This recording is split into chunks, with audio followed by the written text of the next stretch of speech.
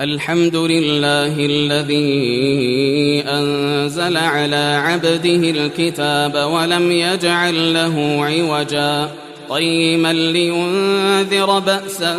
شديدا من لدنه ويبشر المؤمنين الذين يعملون الصالحات أن لهم أجرا حسنا ماكثين فيه أبدا وينذر الذين قالوا اتخذ الله ولدا ما لهم به من علم ولا لآبائهم كبرت كلمة تخرج من أفواههم إن يقولون إلا كذبا فلعلك باخع نفسك على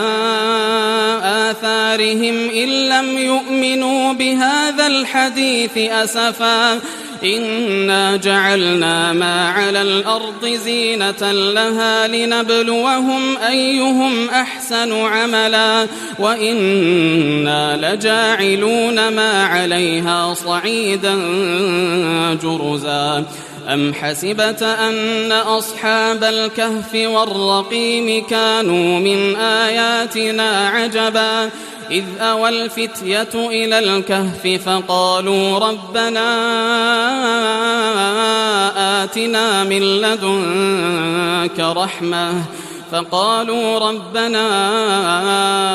آتنا من لدنك رحمة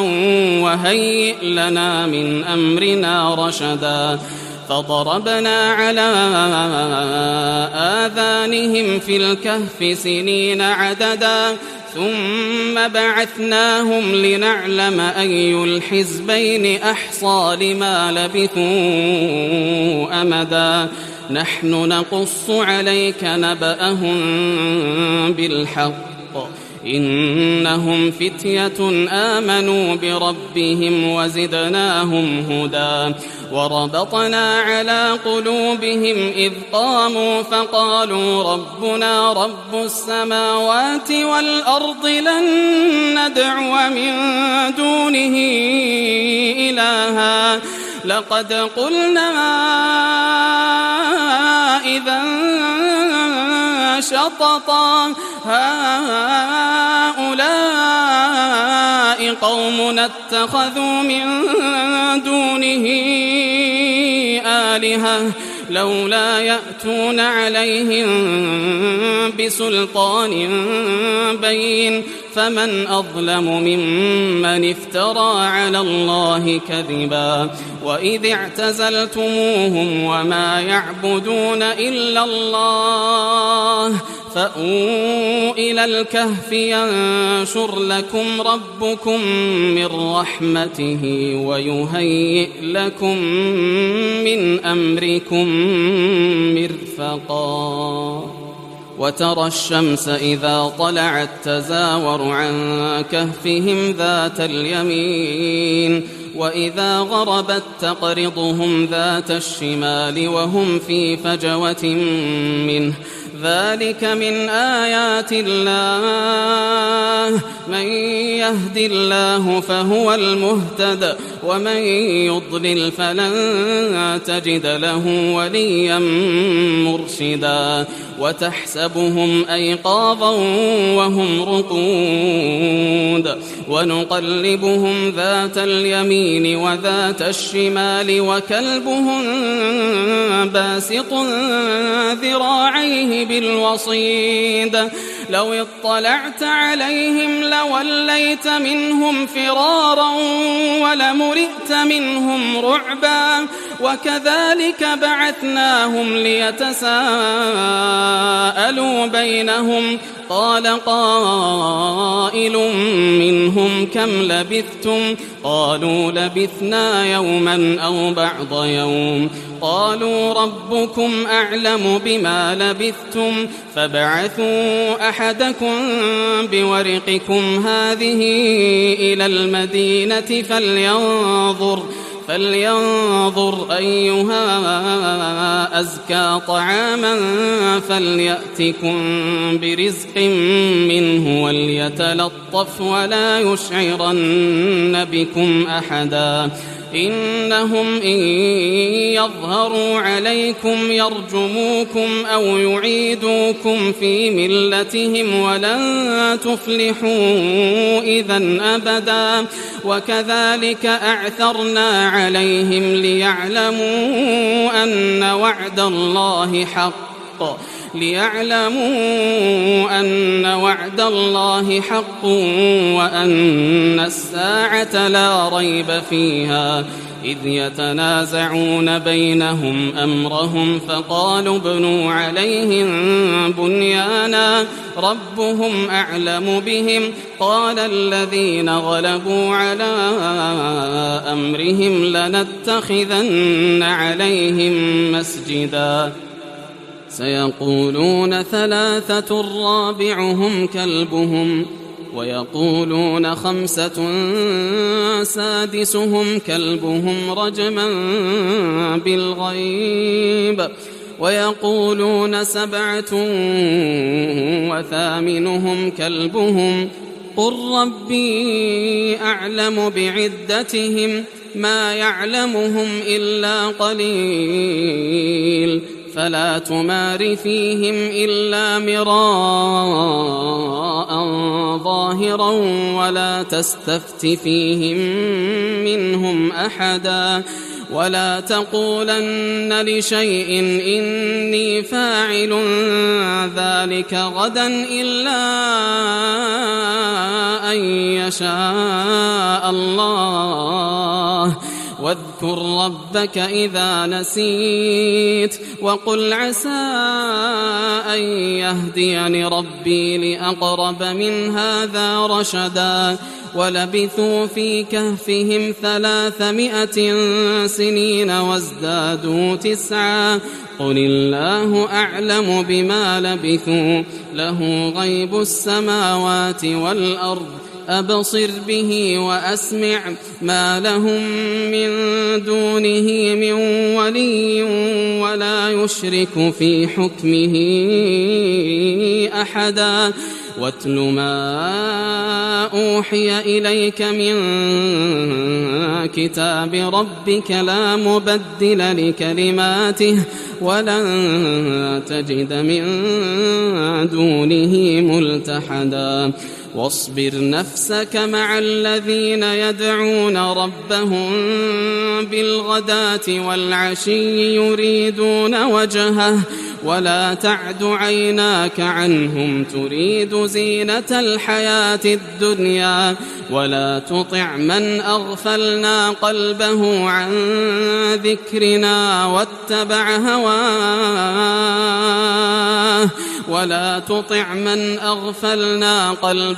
عن ذكرنا واتبع هواه وكان أمره فرطا وقل الحق من ربكم فمن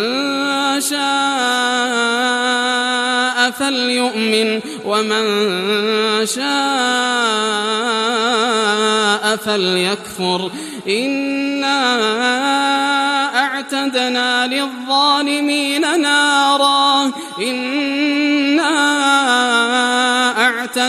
للظالمين نارا أحاط بهم سرادقها وإن يستغيثوا يغاثوا بماء كالمهل يشوي الوجوه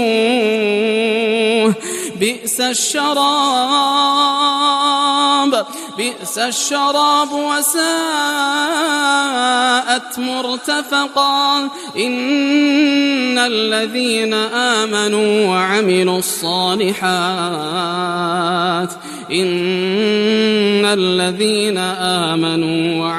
الصالحات إنا لا نضيع أجر من أحسن عملا أولئك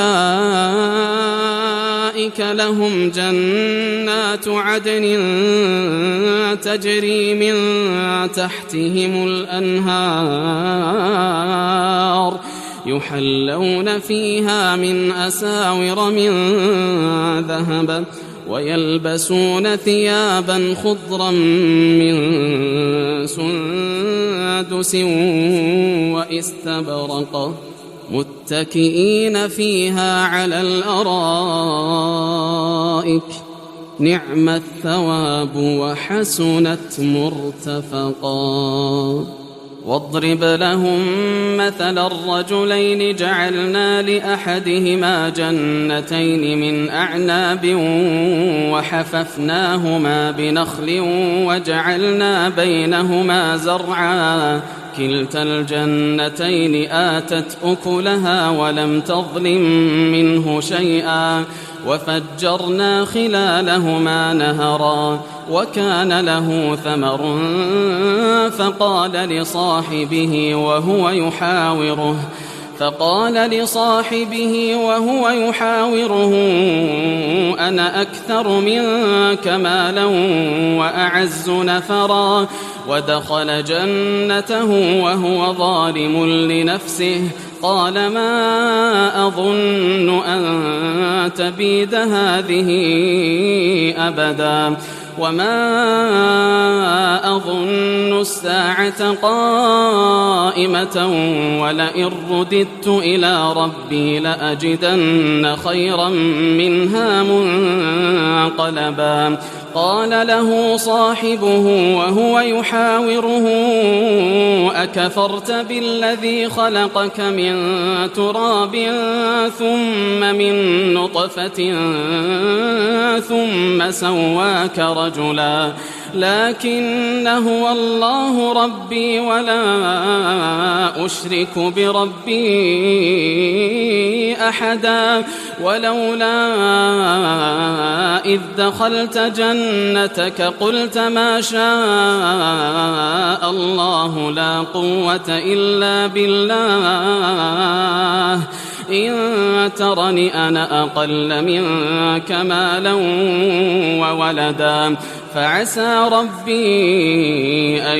يؤتيني خيرا من جنتك ويرسل عليها حسبانا من السماء فتصبح صعيدا زلقا أو يصبح ماؤها غورا فلن تستطيع له طلبا وأحيط بثمره فأصبح يقلب كفيه على ما أنفق فيها وهي خاوية على عروشها ويقول يا ليتني لم أشرك بربي أحدا ولم تكن له فئة ينصرونه من دون الله وما كان منتصرا. هنالك الولاية لله الحق هو خير ثوابا وخير عقبا. واضرب لهم مثل الحياة الدنيا كماء إن أنزلناه من السماء فاختلط به نبات الأرض فأصبح هشيما تذروه الرياح وكان الله على كل شيء مقتدرا. المال والبنون زينة الحياة الدنيا والباقيات الصالحات خير عند ربك ثوابا وخير أملا. ويوم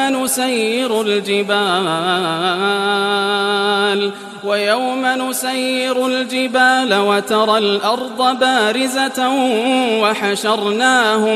وحشرناهم فلم نغادر منهم أحدا وعرضوا على ربك صفا لقد جئتمونا كما خلقناكم أول مرة بل زعمتم أن لن نجعل لكم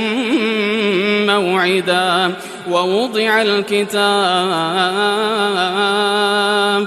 ووضع الكتاب فترى المجرمين مشفقين مما فيه ويقولون يا ويلتنا ما لهذا الكتاب لا يغادر صغيرة ولا كبيرة إلا أحصاها ووجدوا ما عملوا حاضرا ولا يظلم ربك أحدا وإذ قلنا للملائكة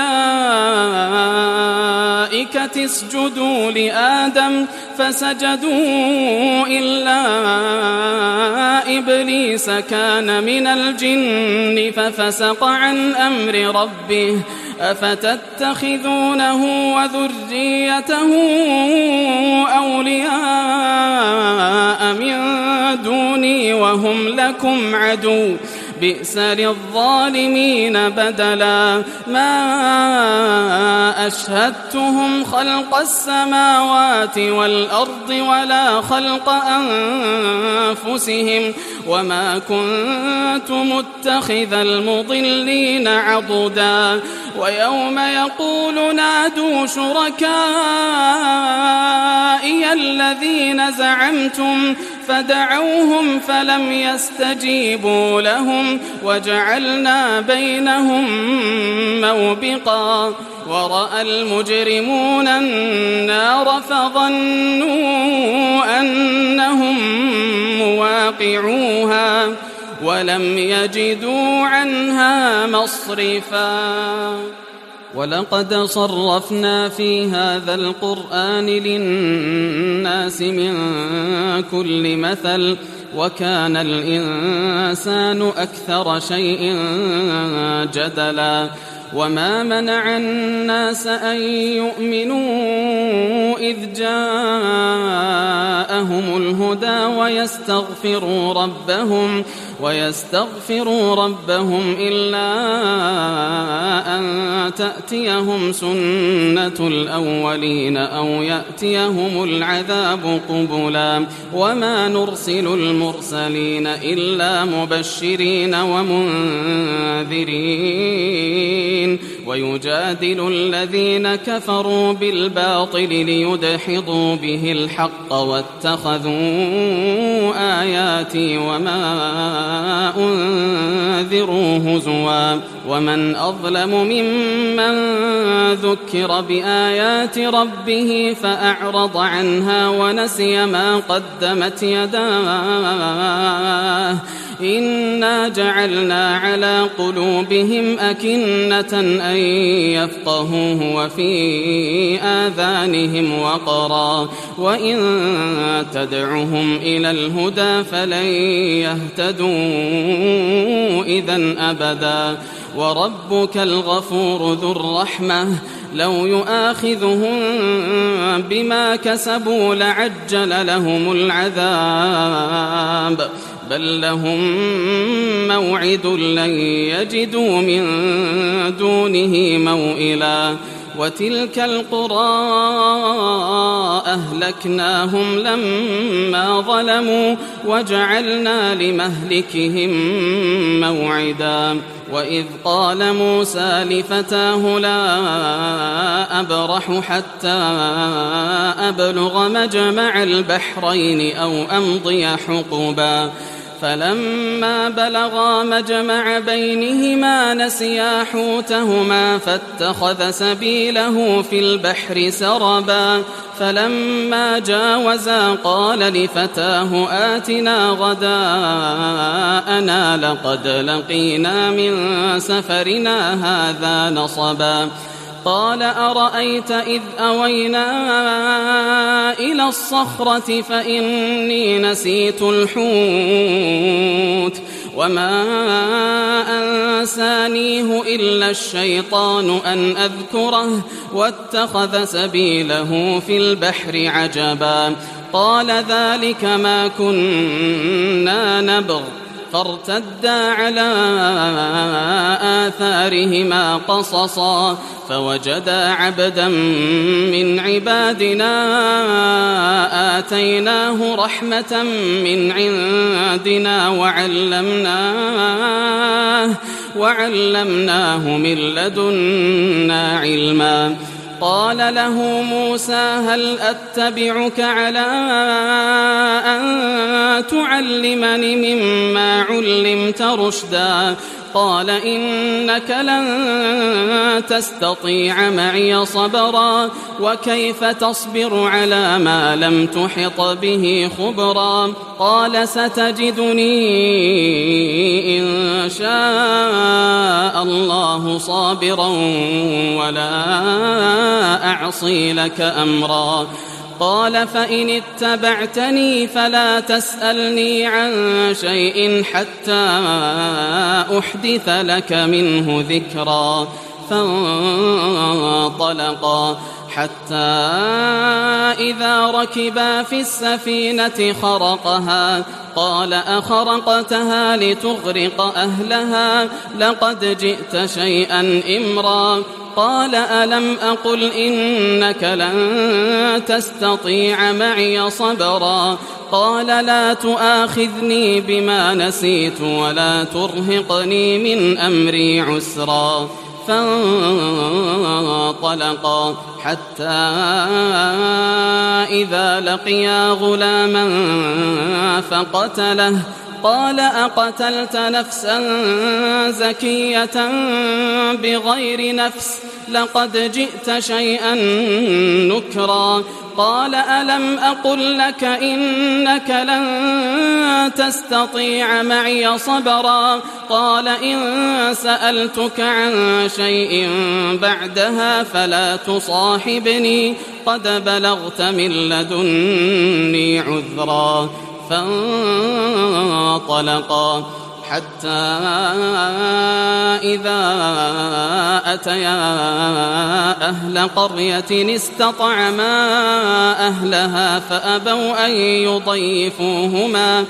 فوجدا فيها جدارا يريد أن ينقض فأقامه قال لو شئت لاتخذت عليه أجرا قال هذا فراق بيني وبينك سأنبئك بتأويل ما لم تستطع عليه صبرا أما السفينة فكانت لمساكين يعملون في البحر فأردت أن أعيبها وكان وراءهم ملك يأخذ كل سفينة غصبا وأما الغلام فكان أبواه مؤمنين فخشينا